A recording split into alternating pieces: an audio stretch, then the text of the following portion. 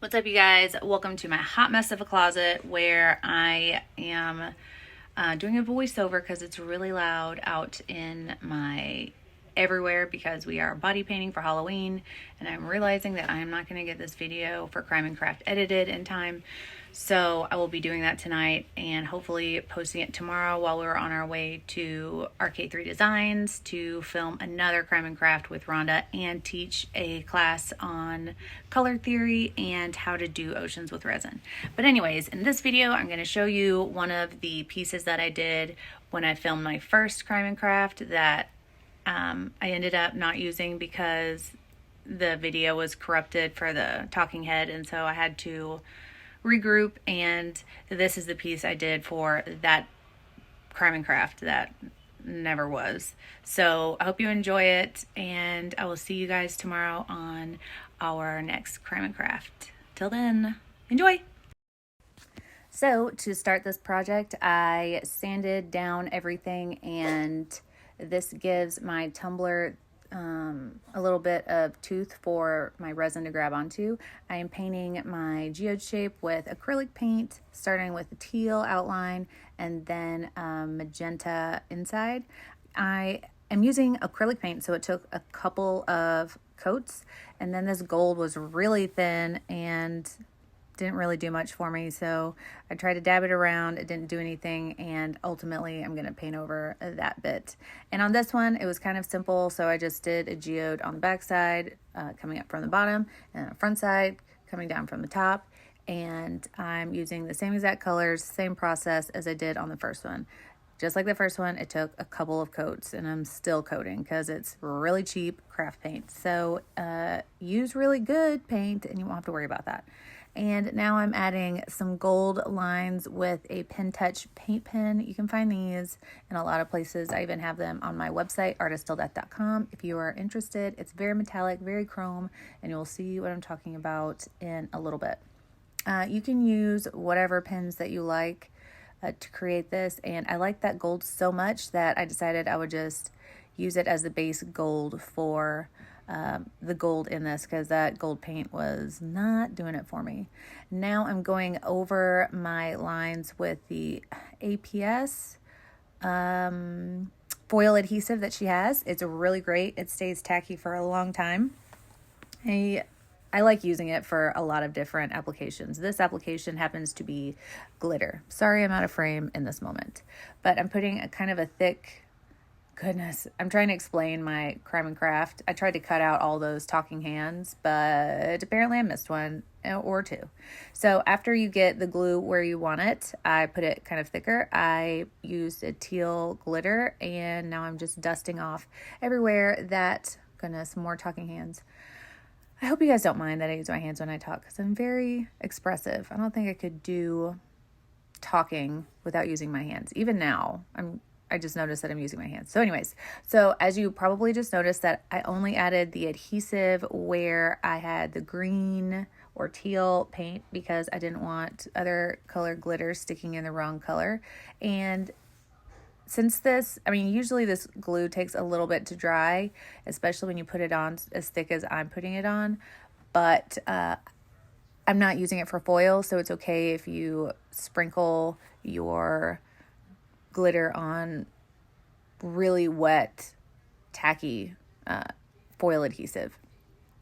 So obviously I'm doing the same to both sides. You'll notice that I have a little thing to catch all my fallout glitter. This is because waste not, want not, and I don't want to waste anything.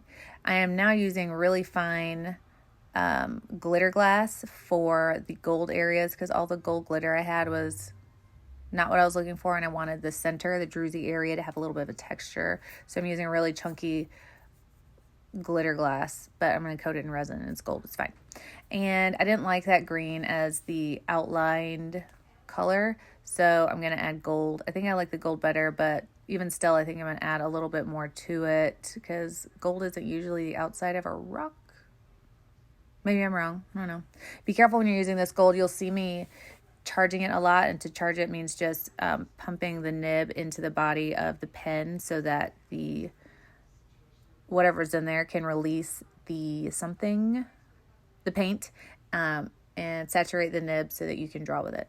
And I'm also using a black Posca pen to do some dark lining. And I realized that the dark kind of didn't make sense, so I'm going to put it on the outside too. But before that, I'm taking the same APS foil adhesive, and I'm using a kind of a dry brush technique where I'm not hitting everywhere, because I thought I wanted to do kind of like an iCat type application with some Chameleon colors, but it wasn't looking like I wanted it to, so then I ended up like scratchy dry brushing all over, and we'll just see what it turns out like. Who's to say? So then I just turned on my tumbler turner, and I'm just hitting it with 3 different colors. I'm using Grumpy, Dalmatian Obsession, and Bad Apple by Too Faced. You can get them at Artisttilldeath.com. And I'm just putting it a little bit everywhere. I want them to kind of blend together, not blend together, be not together. You get it. And Chameleons change color better when they're on a black background, but I really like the iridescent. I don't even know how to describe the color in the Chameleons when they're on a white background. They're really pearlescent, and actually you can see it as this video goes on. That sheen, that highlight down the middle, it'll get more and more noticeable. And so I'm just going back and forth, and now I'm actually adding more adhesive to fill in any gaps that I missed. If you want to not do what I just did and lose where your adhesive is, put a little bit of a color, a tint into your glue or your adhesive. Just put it in a little separate jar, and then you'll be able to see where it is. And as long as you're putting something over it and you're using a complementary color to whatever color stuff you're putting on top of it, then it'll look really good. So I just used some really watered down brown and black water-based paint to do the outside looking geode, kind of the rock of the geode. And I forgot to leave room for the tape because I was so excited to start filming and didn't leave that little rim that I usually do. So I had to tape the inside rim of the tumbler.